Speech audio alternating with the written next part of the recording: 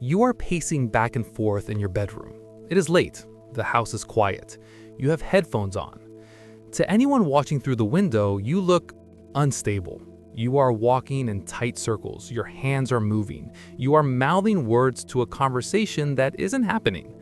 But inside your head, you are on fire. You are being interviewed on a talk show, and you are charming the entire audience. Or you are finally screaming at that person who hurt you 5 years ago, delivering the perfect, crushing insult that leaves them speechless. The music swells in your ears. The adrenaline hits your chest. You feel powerful. You feel seen. You feel competent. Then the song ends. The playlist buffers. And for a split second, you step back to the room. You look around. There is no audience. There is no victory. There is just you, alone, standing on a worn-out rug in your socks. And the difference between who you were in your head and who you are in this room, it hurts. So what do? You don't sit down. You don't process the pain. You skip to the next track. You start pacing again, and you go back in. This isn't daydreaming. Daydreaming is wondering what you'll have for lunch. Daydreaming is zoning out for 30 seconds in a meeting. This is maladaptive daydreaming. This is an addiction. You aren't using your imagination to pass the time, you are using it to replace your life. Think about the triggers. It's almost always music or movement. You put on a specific song, maybe a movie soundtrack, maybe something high tempo, and it acts like a key in an ignition. The second the beat drops, you dissociate. Your eyes glaze over. You aren't in your body anymore. You are in the simulation. In the simulation, you don't have social anxiety. You are charismatic. In the simulation, you aren't stuck in a dead-end job. You are a genius in your field. In the simulation, you are loved, not just liked, obsessed over. You have built an entire parallel reality where you get every single emotional need met without having to take a single real-world risk. And that is why it is so dangerous. It is the perfect drug. It costs nothing, it's always available, and it gives you the dopamine hit of achievement without you actually having to achieve anything. Let's look at the physical cost. When someone interrupts you while you are doing this, how do you react? Say your mom knocks on the door, or your partner asks a question. You don't just feel annoyed, you feel rage. You feel a sharp physical spike of anger in your stomach. Your jaw clenches. You snap at them. Why?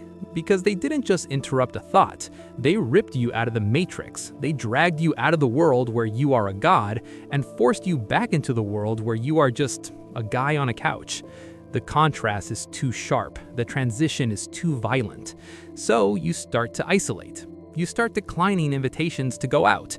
Why go to a real party? Real parties are awkward. The music is too loud. You might say something stupid. In your head, the party is perfect. You say the right thing every time. The lighting is always flattering. You start to trade your actual hours on Earth for imaginary hours in your skull. You sit in class or at work staring at a wall. You aren't bored. You are busy. You are busy running a complex narrative where you save the building from a terrorist attack. But look at your hands. Look at your desk. Nothing is happening.